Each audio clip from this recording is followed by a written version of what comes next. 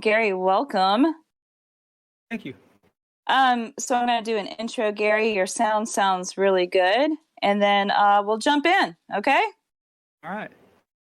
Well, hello, everyone. Welcome.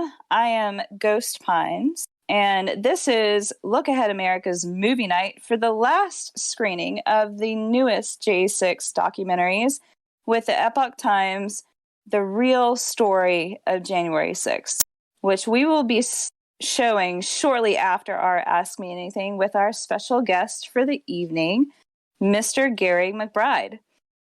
He is the premier January 6th video archivist. Gary is an essential member in the January 6th community, and boy, has he been a blessing in exposing the truth about what really was seen that day.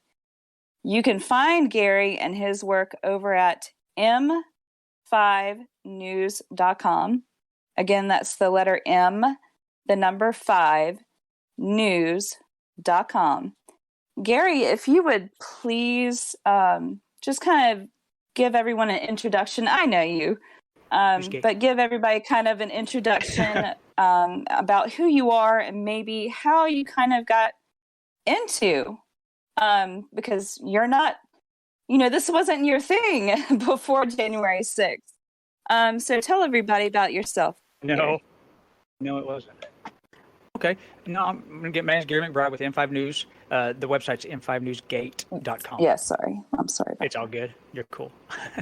So, but my background is oil and gas executive, and we had a family-owned company here where I live at, and we would during the lockdowns, like a lot of people, we lost our companies, and was kind of trying to find something to do, and J6 came around, and I found something to do when I was watching a video with Kurt Burkhalter giving an analysis on the protesters chasing Eugene Goodman up the stairs, and I saw a couple of things that just didn't settle with me, and so I looked into it, and I'm still looking into videos. That's where I'm at now. That's what got me into it. So Gary spends just about every waking hour, late into the night, into the early mornings, he's analyzing video that he's been able to grab from here, there, and everywhere. There are still 1,400 hours or 14,000 hours, Gary? Yeah, 14,000. Of video footage that they are still not releasing. So, the prosecution has access to it in these January 6 cases, but nobody else does. So that's where Gary comes in, and he's been a huge help. In fact, he was a huge help to Kyle Fitzsimons and his case. Do you want to talk a little bit about what you found there? Yeah, it was just listening to Ganell, what he was saying on the stand. And that's Capitol Police Officer Ganell. Sergeant Ganell, yes. Mm-hmm. Just knowing there was no truth to what he was saying, because I knew what happened, because of all the videos I watched. But when I was listening to it, I realized that Thursday afternoon that they just kept playing this one video, and I knew which one it was because I heard it. So it dawned on me that they should be playing another one. So I hurried up and got ready and just put a quick video together and explained what really was happening in the tunnel, and and what Ganell was saying wasn't true. So I got that made and did my circles and check marks so that I could explain it as good as I can, without being there. And at the same time, I had some people trying to find out how to get that video to Natasha, Kyle's attorney, and we found her investigator. So I was glad to find that because I knew that's what was going to happen before she got it. They was going to look into it. So the investigator got it, and she ended up playing it that Friday, which was the closing arguments, and basically just blew the doors off of it. Yeah. So that was exciting to hear. So Kyle's attorney is a public defender. A lot of times the public defenders are underpaid. They don't have the resources available to go through, just hours and hours and hours of footage. So thank goodness to Gary, because Sergeant Gannell was on the stand saying that, he was yanked or pulled at his shoulder to the point where he was injured so badly he had to go on disability. And Gary was able to go in, right, Gary, and find the video where it shows Kyle never even touched his shoulder. He wasn't yanking on his shoulder or anything like that. Tell us a little bit about that, Gary. Well, yeah, that was okay. So while I was putting the video together, I had never noticed this before. So I had found it while I was putting the video together that there was a white sleeve with a black cuff that looked like Kyle's jacket. Mm-hmm. But what that was, and y'all can watch it on my Rumble account because I circle it and pulling it out, is it's somebody else with a black jacket on, and that sleeve about 8 inches at the bottom happens to just change colors, turns to white with the black cuff to look just like Kyle's. Mm-hmm. And this is what they're doing. They're manipulating footage, and this isn't the first time I've found, something like this, but it does it 6 times to make it look like Kyle had his arm on the shield, which he didn't have it on the shield. And Gannell even changed his story on the stand with Natasha. He said, well, I guess it wasn't the shield, it was the strap then. In all these months he's been saying he's pulled down on the shield and, hurt his shoulder that was, where the pain level was 10, worst pain he ever felt. Right. Mm-hmm. That's what he said. But yeah. So it's just, he doesn't need to take the stand anymore. I mean, it's just, he's lying on the stand, it's under oath. But he's got a book to pitch, so that's what he's out doing. Yeah, exactly. So can you tell us about some other significant incidents where you have found that they have manipulated footage? Yeah, there's one in Maccabee's files that this is Ronald Maccabee. Ronald Maccabee. I'm sorry. Yeah, I'm always using the last names. Yeah, Ronald Maccabee. He's in the DC gulag right now. Yeah, he is. Matter of fact, he was attacked by the lieutenant there and pepper sprayed Labor Day weekend? Labor Day weekend, yes. Yeah, he on his videos. Well, first, I was reading the transcript, and it says in the transcript that the prosecutor said there was no audio to the video that they showed when Maccabee was on top of Officer A.W. when they were on the steps. And I knew right away that was not true. There was audio to it because I have it. So I got a hold of Sarah Maccabee, got it to her, and I mean, I don't understand why that was how they got away with that. I mean, that's exculpatory. That's just hiding evidence, saying that they don't have audio to it. They don't want audio to it because of what Maccabee and the cop is saying to each other. Maccabee's helping him, not what they said he's doing, is holding his arms down and attacking him and stuff like that. It's not true. But there's, for some reason, this is open source video. This other one that Maccabee's coming across the top of the stairs, and then all of a sudden he's down there by Roseanne where they had drug her off the first time. So they totally cut the footage out that shows Roseanne being dragged out of the she's dragged out of the top of the tunnel there into the crowd when they were trying to give her, when they were helping her, giving her CPR and stuff like that, when the protesters were. They cut that piece out. I'm not sure why, but there's a lot of body cameras that are falling off of officers for some reason also. That's right before something happens. I've found 3 major ones that they don't have body cameras on. They just happen to fall off before they go do something. Yeah. Very interesting. So, Gary, the January 6th documentary we're getting ready to watch tonight by the Epoch Times, the real story of January 6th, they cover a lot of video. They cover a lot of ground in terms of video during that day. And I was surprised that I watched it and I was surprised that they didn't interview you, because I was like, the man for this is Gary. So can you kind of tell me about how you were approached and so on and so forth for the documentary? Yeah, it was. It started in February when the journalist Joe Hanneman for Epoch Times reached out to me and was doing a story on Roseanne, and he said that he was told that I was the person to talk to. So we started talking, and I started giving some information that I had, and it grew from there.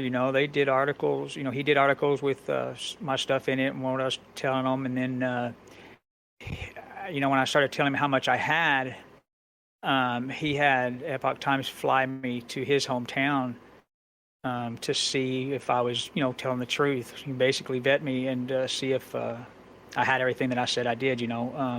So went there, and that first day we was there, that first night before we left, he was, his comment was, "I knew you had a lot, but not this much." Because I think it was like 3 a.m, because like you said earlier, with my work hours, it's I'm just working till my body says shut down, and so I just don't want to give up. These guys that are in jail need to be out, so I don't, but anyways, that's but as a few months went by and everything and doing this, I pushed Joe to get a documentary, and I wanted Josh to do it because I liked how Josh did the last documentary that he's done before, and I liked listening to Josh.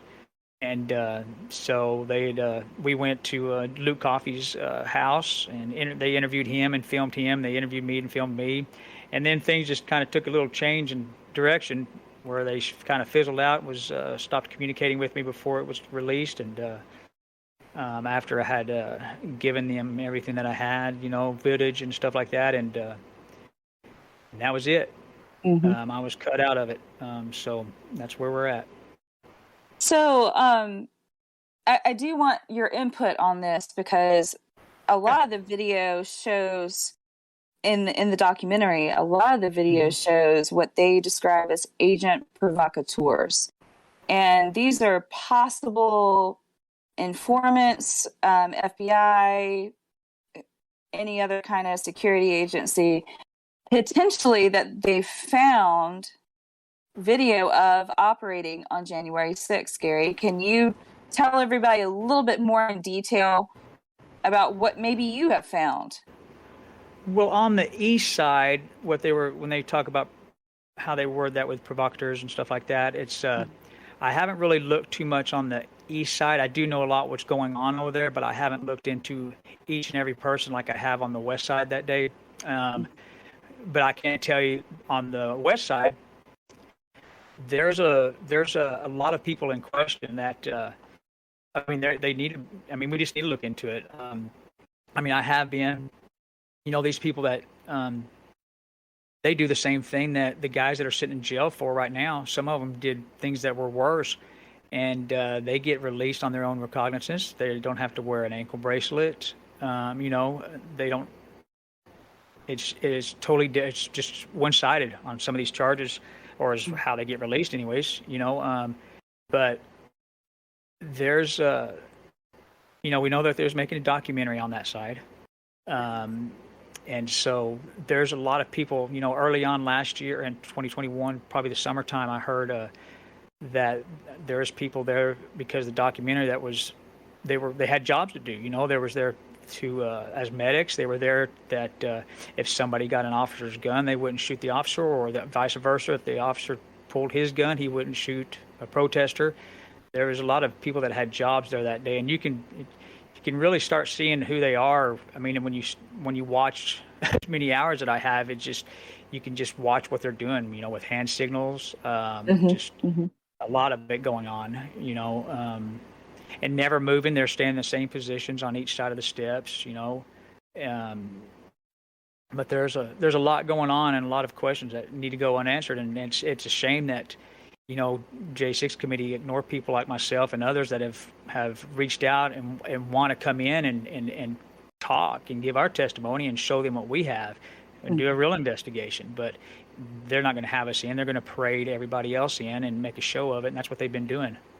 Yeah. Trying to form a narrative to fit what they want people to see. Yeah.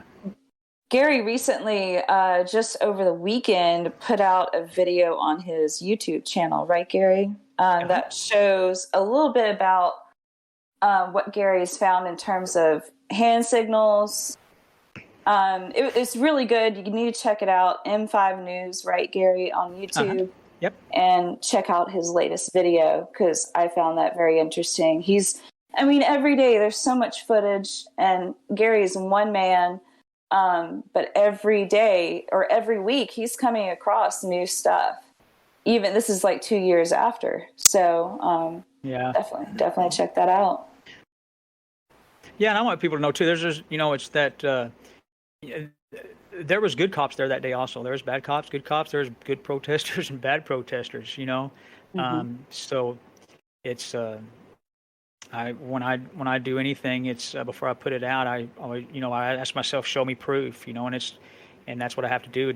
And it doesn't matter who it's found on. Mm-hmm. If I hide stuff or don't report it or show it or just stay one-sided, then I'm just like everybody else, and I'm not going to be like everybody else.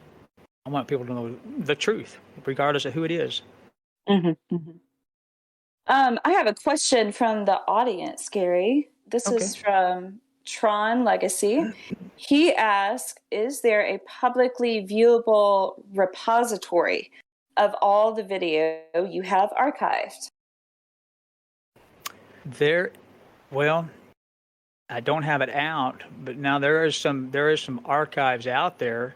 One of the largest ones that I've found has, like over 100-something thousand videos and pictures on it. Mm-hmm. Start looking and help me. Yeah, I know. There's a lot on that one, and it's and there's stuff being updated.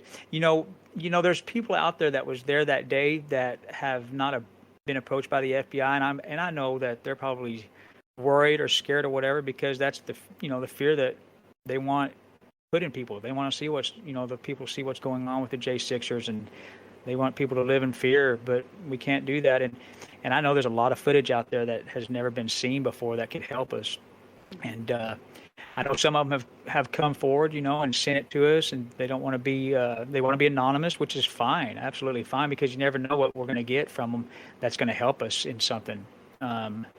Because after all the footage that I have looked at, I stopped thinking about, there's nothing else to find, because I may have looked at a video over 100 hours of it and not see something. Then one day I'm not looking for what it was or whatever. Suddenly there it is, something that I've never seen before. And that happens all the time. It just happens all the time. Yeah, it was all the video we've been able to get our hands on has been, from various live streams on that day. People posting videos from that day on social media, open source findings. Yeah. It was these are not professional photographers or videographers, so a lot of the video is jumpy, it's chaotic. You're down in the crowd on that level, so it's very hard. And that's why Gary spends so much time going through it. And if you want to help Gary, do reach out to him through his website. He would love some help. He could use some help for sure. Yeah. It's thinking about what you're just saying. Oh, go ahead. Well, I have another question from Icarus. Okay. He asked, was there any investigation into the backgrounds of those at January 6th actually causing all the property damage? Which is actually a pretty good question. I don't know if you can answer that. Is there any what? What was the Was there any investigation into the backgrounds of the people we saw on January 6th that were causing like the property damage, the breaking of windows, et cetera, et cetera? Yeah, they took a plea early on. Mm-hmm. I can give one example where, in the beginning, I didn't know anybody's names. I was giving them nicknames. Mm-hmm. And this one I nicknamed the director, and it was the first break-in. I call it the allowed break-in because nobody tried stopping them. But his name's Brian Ivy. He was directing what was going on over there when they broke in, and when he goes through the window, he goes and where the doors were opened up, and he starts just pulling people in the Capitol and getting them in there. And he was in there, I think maybe 30, 35 minutes, But the funny thing about it is that it's not really funny, but the judge in that case and the prosecutors were really like talking good about him, like how he knows he did bad, he knows he went through a window, but all he did was walk around taking selfies and pictures.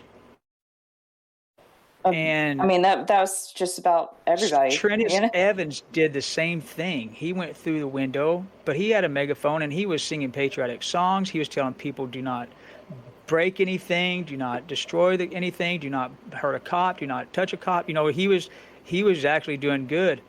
And they were harsher on him than Brian Ivy. And Brian Ivy was quiet that whole time. And when his sentencing came, I believe he got like 3 years probation and a $500 fine. Yeah. But he was pulling people in the Capitol that day. He was directing people what to do, and what he said after that was, because he was quiet this whole time after he was sentenced, is he come out and said that he was brainwashed by Trump, and so it's that kind of stuff that's just yeah. Well, right, you're quiet this whole time, and then you say something, and now you need help because of it. But it's just there's a lot of that going on where you don't, if you're not paying attention. This is why these trials need to be publicized, but they don't want it publicized. No. They don't want you to see it or hear it, and they're starting to shut the phone lines down where you can call in and listen to them. Right. Yeah. Have you noticed that? Yeah, I did. I have. Man. Yeah, it's because a lot of times I'll phone in, and listen to the cases, Gary, because it gives me an idea of information to put into our January 6th database for each, defendant. But yeah, they are restricting access, and it's aggravating. And like people like Nikki and Randy and Guy Reffitt's wife Nicole, they try to get into the courtroom as much as possible, but like Nicole was saying this weekend at the rally, they just don't want you around. They don't want you in there. They know who they are. And so, it's making it really hard. That's just more proof. You don't have to go look into anything on that. It's just, they don't want you in there for a reason. I mean, they're hiding. They know what they're doing, and it'll come out. It's going to come out. So, that's why I'm not going to stop until they're all out and these charges have been dropped off of every one of them. So same thing with J20. They had charges dropped off of them, and so the same thing needs to be with these J6ers. Yep. It was coordinated. It was. I mean, if you keep an open mind and you just look at everything from above, it's obvious that things did not add up. Just the Capitol Police were obviously not trained for this, which is ridiculous. You would think they would be after everything that they're protecting. And, they didn't have the backup. National Guard was offered for that day, and nobody took up the offer. So, I mean, you know that you're going to have, over 1 million people show up because this was a big deal. Yeah, absolutely. It just doesn't add up, Gary. No, I compare it to a Texas high school football. You know the team you're going to play. You know what runs. You know their plays. You know what to do because you study them. And it's the same thing with war or anything else. It's you know what they're going to do. You're studying them and all that, and they knew what to do to get protesters riled up. And what really did it on the west side, West Terrace entrance there, is the police hitting on women. That's what did it. But they're not talking about that. They're not bringing that up. John Mills and Shane Jenkins and all of them. The only cop that lifted a finger to try to save Roseanne that day was Ronald McAbee. He's the only officer that day. And they made it sound like MSNBC made it sound like that officer showed up there at the front of the line to help save a woman and was pulled out into the crowd and beaten with his own weapons and stuff.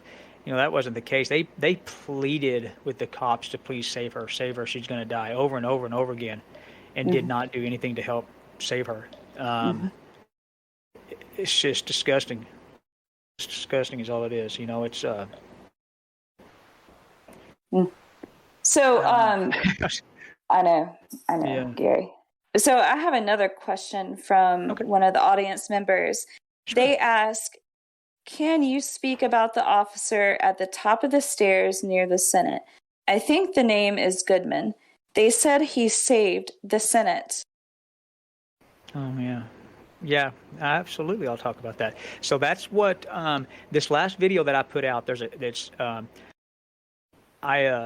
you want to skip from listening to me talk, you can just go right to 4 minutes and 51 seconds in that video and start watching it. And it's a small clip, short clip or whatever, that is a piece that's out of the analysis that we're fixing to come out with. You can see it on the new Prisoners podcast. Mm-hmm. And that's AJ Fisher's. That's AJ Fisher's podcast. No, AJ's going to have it also, I'm sure. This is Six. His name is Six, and it's the new Prisoners podcast. It's going to come out on his podcast. We're just about done with it. I've had it for a while. Just nobody's ever wanted to look at it. Nobody's wanted to watch it because there's so much in detail. So we have to put it out in 3 separate parts, because it's 37 minutes of video evidence, and it's with Eugene Goodman. And the question was about chasing up the stairs. So, it's it'll be broke down into detail so that people can see that video that was made is propaganda video. And like I say, I'm not going to show you what I want you to see. I'm going to show you what they don't want you to see, is what I always say. And that's what I'm going to do. I'm going to show you what 2 things caught my eye, that got me into this. And then it's really detailed and explained so that nothing's missed. That was January of 2021. I spent 28 days straight, looked at over 400 hours of video just for that alone. And about 2 months ago, I found one of the biggest finds that really helped show that there was a job to be done that day when they could have. If you watch that video that I put out yesterday, I talk about it and I show it. Dominic and everybody else, Dominic Pizzola was not there to kill people. They had their opportunity, and you'll see it. Because I put it on this first video just so people can get an idea of what they're going to be seeing. There was only one analysis done. It was by Kirk Burkhalter. And when you saw that, what happens a lot of times is that they put out there what they need to do whatever it is they need to at the time, and then you never see it again or hear it again. They go on to the next thing. And there was only one analysis done, and the analysis just really it makes sense, it really didn't. So this will be the second analysis, and this is what I'm doing with it. Okay. Excellent. Please send it to me, Gary, and as soon as you guys got it published, I'll put it into the server so everybody can see it for sure. Absolutely. Yeah, I want as many people to see it. Yes, absolutely. Is there anything else that you would like to go over? Maybe mention your website again, some other places where people can find you on social media. Maybe, anything that I haven't touched on, Gary. I know it's a lot. Yeah, I'm looking here at all the stuff I've got written down. It's, you can just, my website is m9.5newsgate.com.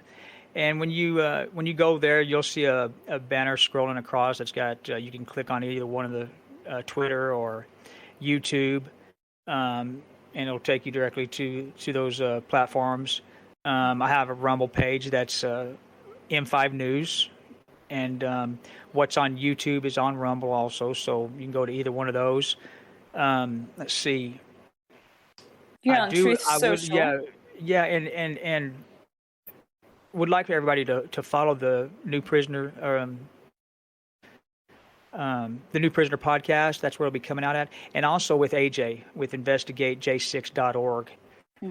He's doing great things over there, and he's wanting more investigations done, and that's what he's raising funds for. It's not for attorneys; it's for investigations, and that's really what has to be done. More investigations in the videos and looked at, because that's what J6 is doing. J6 committee, what do they do? They've manipulated footage twice now that I've caught. Then they tell a lie about the walkie-talkies.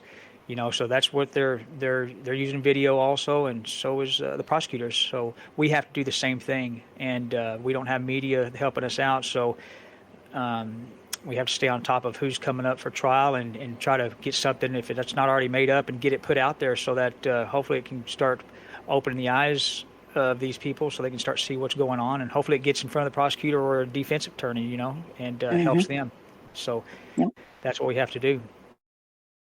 Well, Gary, thank you so much for taking the time and thank you. Sitting with us tonight to talk about a little bit about what you've seen in video.